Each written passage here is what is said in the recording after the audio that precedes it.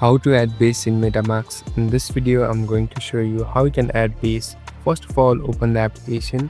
Now here on the right bottom, you can see the settings icon. Tap on settings. So here in the settings interface, here you'll be able to see the option called networks. Tap on networks. Here, if you scroll down, you'll be able to see the option called Base. So simply tap on Base. Now it will take some time.